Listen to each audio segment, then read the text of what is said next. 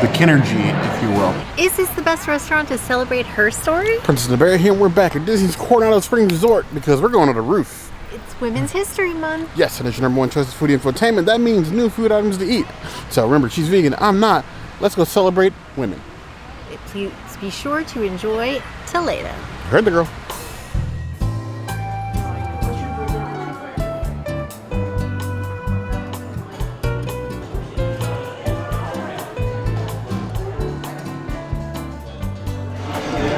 I have a gorgeous Mezcal drink that I'm really excited to try. I don't think I've had this one before. Wow. I don't usually go for a pineapple drink, but like a smoky with the pineapple and like the lemon, really nice. Perfectly balanced. I would give it a 4 out of 5 cocktails. I think it's a cocktail. It's not like a marg or anything like that. Honestly, looking at the name of this drink, it just feels like 2 girls and a boy. It's La Rosa, La Piña, and El Mezcal. Mezcal and anything is going to perk both me and the princess's eyebrows. Something this pretty deserves to be admired and drank with passion. Ooh. That is just the right amount of part in a cocktail. And for a restaurant like this, sets the stage, turns on the lights, makes the crowd shut up, kicks out the noisy people, and you make sure you're gonna have a good night. 4.5 out of 5 paws.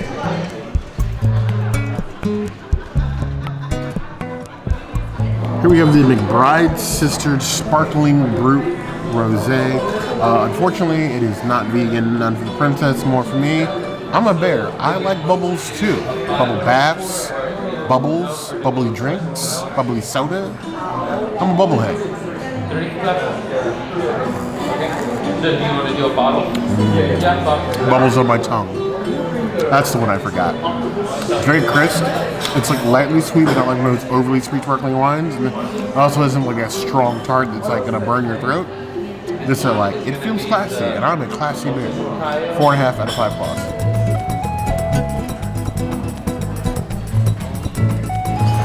We have some gorgeous endive and arugula salad here. It is modified Her Story option to be vegan. We have a gorgeous Earl Grey vinaigrette, strawberries. This endive always reminds me of trattoria because they have like a bruschetta with endive. And it's got like this really interesting flavor to it. It's very unique to itself, and I love strawberries. It's my favorite fruit, so I'm really excited for a bite of this with an Earl Grey vinaigrette. This is like, it's tea time. Wow. With as many flavors as you would think is going on, you'd think it'd be extremely herbaceous, like there'd be too many things happening with arugula and mint and endive and strawberries and Earl Grey, but oh my gosh, do they balance each other out so well.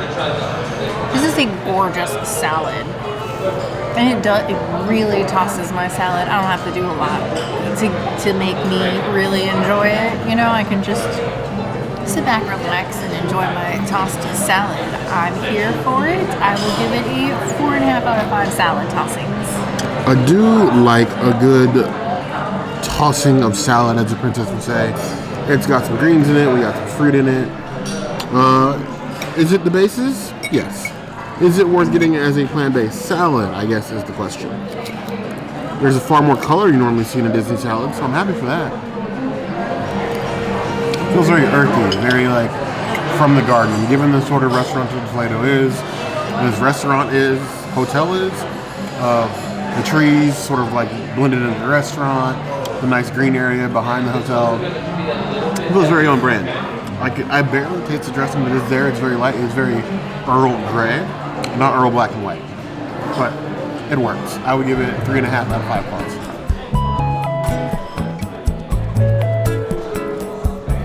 And here we have the full Her Story item. This is the Sous Chef Chelsea's Tea Time Salad with the Earl Grey dressing. You have goat cheese in here, and then you have these tuile leaves that contain a little bit of egg. So these are like the non-vegan portions but you have like a decent amount of salad. Got these beautiful looking leaves. It feels like an art installation. Like I shouldn't be destroying this, but you handed the bear fork and green things and expected me not to break something. That was your first mistake. Get Endive is massive. Cut. Well, they give you the knife, right? To break things? Yeah. And they got a nice fresh goat cheese on leave. It's just amazing. It gives it like it pairs very well with like earthy flavors, sort of like bring them up. Adds some brightness without being too rich. It goes perfectly or infused with this salad. Honestly, I could probably eat this salad on its own with a couple sides. No problem. I would give it 4 out of 5 stars. Let me go ahead and try to pair this salad with the sparkling rosé, Brut rosé they mentioned.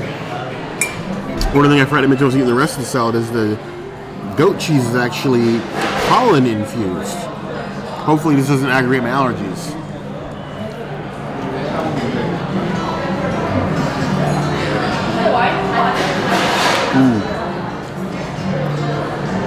I can see the synergy, the kinergy, if you will. It's just a salad, and I'm just a kin. I'm going to keep the rating of 4, but you need to get these together. If you are going to get the salad, you can get both.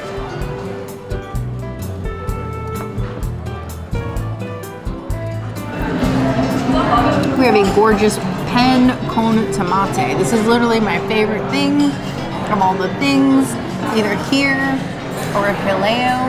Those are the two places to get it. Julio's is a little bit more of a flatter bread, and this one's a little bit thicker bread, so depending on if you're like a thick crust pizza person or a thin crust pizza person, this would be your thick crust. Julio's your thin crust.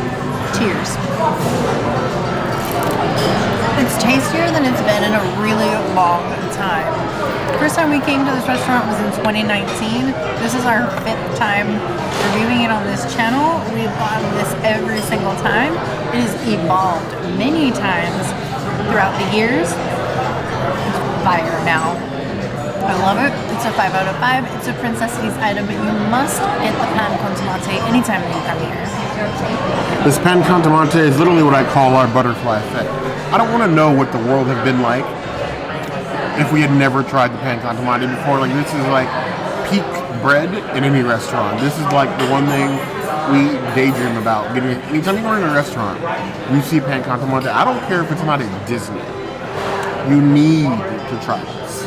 This is like the World Series of bread. The crushed herbs, the flavored tomato, the crispness of the bread. I really couldn't ask for any more, or any more flavors, or any more like, there are no notes on this bread. It deserves its own statue in the Foodie Hall of Fame. 5 out of 5 claws. It's a bare necessities list.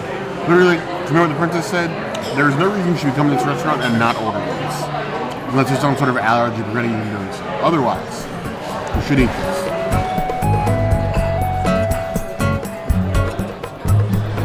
So I got the Tequila Daisy. Now I'm going to tell you a little bit of story about the Tequila Daisy. Back in 2019, before we did our first review here, it was opening weekend of Gran Destino Tower. And Bear and I, we stayed here the entire weekend. All we did was Toledo and Dahlia and Barcelona, and we just went all around Disney's Coronado Springs Resort and Gran Destino Tower, and we just enjoyed ourselves. So, at that time we were living in Jacksonville. As we were driving down from Jacksonville, I did the online check-in thing, and I got our room number, and our room was like the 3rd or 4th floor. So I called Disney as we were driving down, and I was like, hey, is it possible for you to get us a higher floor? And the cast member was so cool. She ended up giving us the 10th floor and recommended the Tequila Daisy as the drink that we should try when we came here. I talked about that story the first time that we came to Toledo, and we had an amazing first weekend. We got to watch the Magic Kingdom fireworks from our room. There is a video of that on our channel. It was so great. So Cheers to wonderful, beautiful moments with magical cast members and memorable drinks. It's a little stronger than I remember, a little less grapefruit, which makes it more palatable for me. I really like it. I'm going to give it a 3 out of 5 tequila daisies. Tequila daisy looking like a tequila mini, looking like a tequila with a lime. The princess will always be my tequila and lime. Corona and lime? She's my tequila and lime. Much stronger, much more palatable than Corona. Ooh. Maybe tequila doozy is a better name, because that is a wallop, but in the best way possible. Tequila is one of the alcohols, I believe you get what you pay for. You buy cheap tequila, you will pay for it. Better, higher quality tequila is not always necessarily more expensive, but the better quality tequilas you will taste. That compared with great mixers, this is like getting smacked in the face with the softest pillow and then being drunk afterwards. 4.25 out of 5 plus. Here we have a beautiful gin and tonic. Cheers to our friend Planet Mirror who just celebrated her birthday. Gin and tonic for you.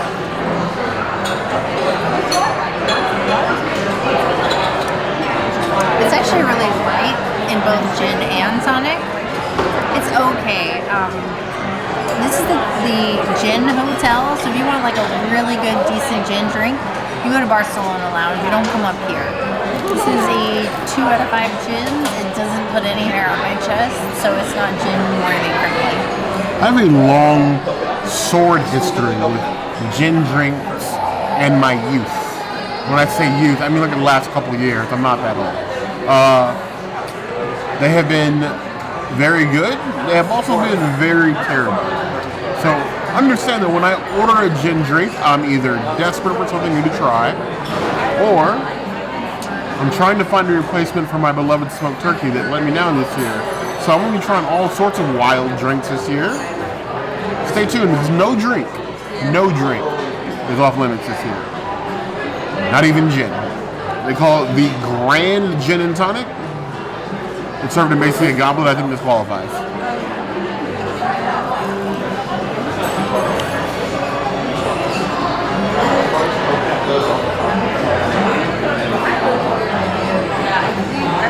It's definitely a sipping beverage. Strong with the gin. I think the one thing that makes a difference is this is like a flavored soda water, like an orange infused soda water. So you get a bit of citrus with it, and then the color, the gin, makes the gin a little bit more palatable.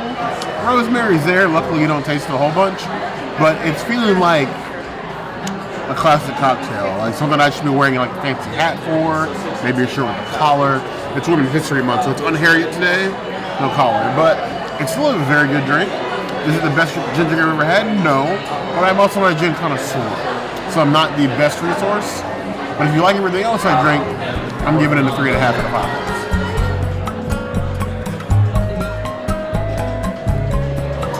So here we have the scallops on this menu. I have not ordered scallops at Toledo since our very first visit, when I still had the vegan scallops on the menu. But it's been that long. I love scallops, but I don't always feel that scallops in a restaurant setting are the best value for your meal. Toledo is very much tapas-sized portions. Even for like the entrees, they aren't massive sized. So I always encourage you to get a couple of starters, sides, and the scallops. You're gonna get something. But today, I am just enjoying these scallops. They got a nice color. They look very well cooked. Got like some greens and some peas. Yes, I willingly ordered peas. I do that sometimes. I'm a contradiction. See me. There's way too much pea. You try another bite with no peas.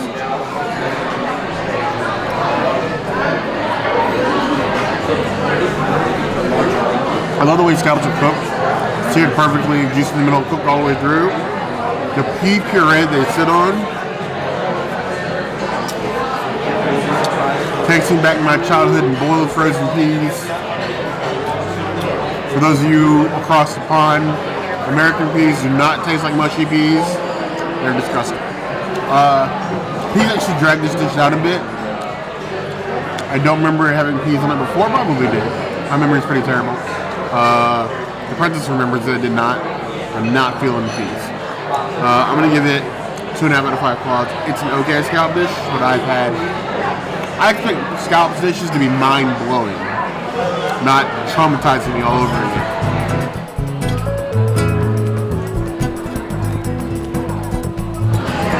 Our beloved friend, the Brussels sprout. We love a good Brussels sprout. The only place that has better Brussels sprouts in Toledo is Le Cellier. This is top tier Brussies. The char is perfect. This is one of my favorite sides. I almost didn't order it. I'm glad I did. It's a 5 out of 5. It's a princess food item. Perfect char, perfect flavor, perfect Brussels sprouts.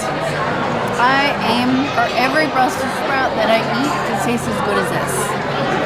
I see these Brussels sprouts and I'm like instantly dissecting it to see how I can cook this well at home. They're definitely charred. I want to say it's like a roasted and a broil in a sauce. The sauce is probably added later because it's not burnt. I've been experimenting a lot with Brussels sprouts at home. I have not yet succeeded in making them look like this. These are well roasted all the way through, sliced in half, and sauced. I'm already impressed with the way they look. A well-cooked Brussels sprout is like unwrapping a present. Each layer of the wrapping on the Brussels sprout is just better and better. When you get to the center, it's like a Jack-in-the-Box of flavor. That is a perfect Brussels sprout. I will never hit this level, but I will always keep trying to get Brussels sprouts cooked this well at home. 4.75 out of 5 claws. I believe the sauce will be a bit punchier. The cooking of Brussels sprouts, perfect.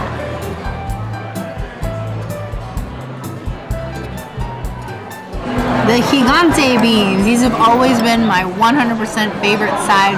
I always want to cook these, and I've never made them at home. They've gotten like less and less tomatoey every time that we've ordered them, but I'm not mad at that. I always love a good gigante bean. They're so filling, so tasty, so flavorful, so rich. It's very tangy, very acidic. The bean just melts in your mouth. It's just a beautiful pow of tang goodness. I'm obsessed with gigante beans. I think these are so good. These are 5 out of 5. These are princesses item. I cannot come here and not order these, and I wish I would make them at home. If you have a gigante bean recipe that you like, that you make at home, or like a authentic one, please put it in the comments so that I can convince Bear for us to make it at home, because it's so freaking good. I love this. Gigante beans, and I don't think they mean the size. Well, I don't think they do not mean the size. I said it before. When they say that this place is a tapas and grill, like, you really gotta understand that you need to order as many sides as you can manage amongst your table and share. That's how you will have the best experience. It's a very social restaurant. It's a very open restaurant. Getting sides to yourself is great, but they're always best shared. Food memories are the best memories. I don't feel like gigante beans can be that hard to make. Correct seasoning, sauces, maybe a slow cooker or pressure cooker. That's peak bean. Like, there are black beans, there are garbanzo beans, there's navy beans, gigante beans. They're coming for you.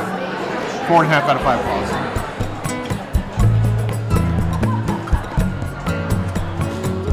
The beloved Bomba rice. Now this rice used to be, it was available, it wasn't available, it was whenever they cooked it, it was available. The first time I asked for it was like the first week or two that it was added to the menu, which was on Thanksgiving Day. We came here for a very special vegan dessert. I tried to order it and they sold out of it the day before that we were there. So this is my 3rd time having it, but I really appreciate it every time I get it. It almost reminds me of like paella if all you added was tomato and like maybe some adobo spice. The rice is cooked beautifully. It's Persian approved, but they did put a little bit too much broth, so it's a little liquidy. It needed a little bit more cook off. So, though I do really enjoy this rice, I'm gonna say it's like a 3 out of 5 rices. It's not as good as it usually is, but it's still ridiculously flavorful and amazing. Every time I see bomba rice, I just want to say bomba clat, but this is Spanish and not Jamaican, and I don't have a bit of Jamaican in me, and that feels like, even with my skin tone, a little bit of appropriation. But I'm always excited for a different kind of rice cook. I'm a rice fiend, be it Persian rice, Indian rice, Asian rice, Chinese, Japanese. I like rice in all its forms. It's given like a deep herb saffron infused sort of like punch. It's kind of flavor that sticks with me. I would definitely always suggest getting into something else.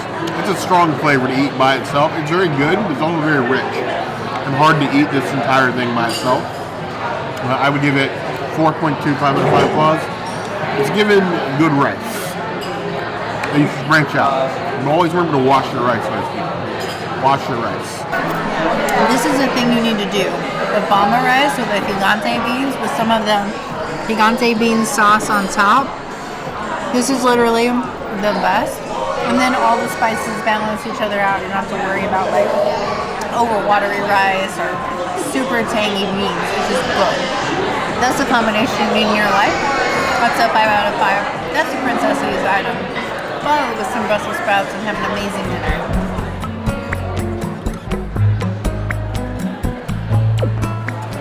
My favorite dessert of all of Walt Disney World, an avocado chocolate mousse. Gotten way smaller than it has been the last couple times we've gotten it. Aquafaba meringue, and gotta get some of this sorbet. Strawberry basil. Whoop.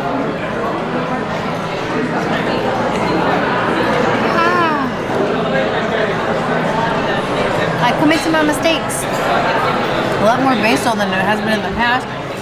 The mousse is not the star like it used to be. Now it's more about the crumble and the ice cream, which I'm not as big of a fan of. The crumble's a little too coconutty for me. No longer my favorite dessert on Disney property. I'm gonna give it a 3 out of 5 desserts. Not a jam. Portion sizes aside, this looks pretty similar to the last time that we got it. It's changed, little changes here and there, but this has been something that we've enjoyed. I felt we've been losing a lot of the dishes and desserts we've enjoyed across property. Hopefully it'll get replaced by something new. The only constant here is change. Things will always change. Always. It is definitely not a dessert for what I would call the texture sensitive, but still got a really good flavor.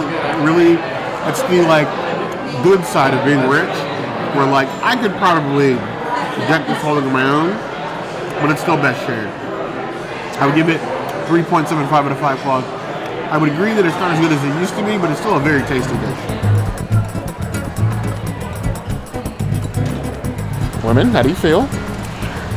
I really enjoyed my meal. I don't know if it's the best place to celebrate Women's History Month, but I absolutely appreciated everyone. Oh, I gotta show you. I'll show you the thing. I got the book signed, so all of the team at Toledo, we appreciate all of you. You're a star. Thank you for our meals, and thanks for signing my book. Here they are. Yes. Even though we do food reviews, understand that we were reviewing like the food, and these are opinions. We love our serving teams, chef teams, management teams, all of them. We love Toledo. All in making the magic when the mouse isn't around, even when he is around. Yes, I agree. But Toledo's amazing. It is. It's good. It's consistently high quality restaurant. It's hard not to recommend you come here, especially if you're with a party or anything else. Good view, good food, good drinks. Question. Hard to beat. Would you rather Toledo or Topolino? We get asked this one a lot. We get this one a whole lot. My answer is still Toledo. I agree.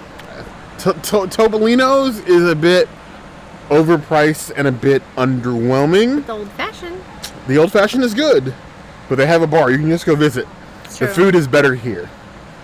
I said what I said. I don't know what you guys think. Let us know in the comments below. Of course, if there's anything else you want to see us do for Women's History Month, Your History Month, Pride Month, or just next month. We're going to be doing it all. The comments will always be the place to find us. Hit that notification bell if you want to see other videos like this, and we have new videos 5 days a week. Monday, Tuesday, Wednesday, Thursday, Saturday. Woo! we'll see you soon. Be sure to subscribe and like this video. And if you don't comment, Barry might just yeet himself into this wowda and then paddle like a bear. I'm a turtle now, but you heard the girl.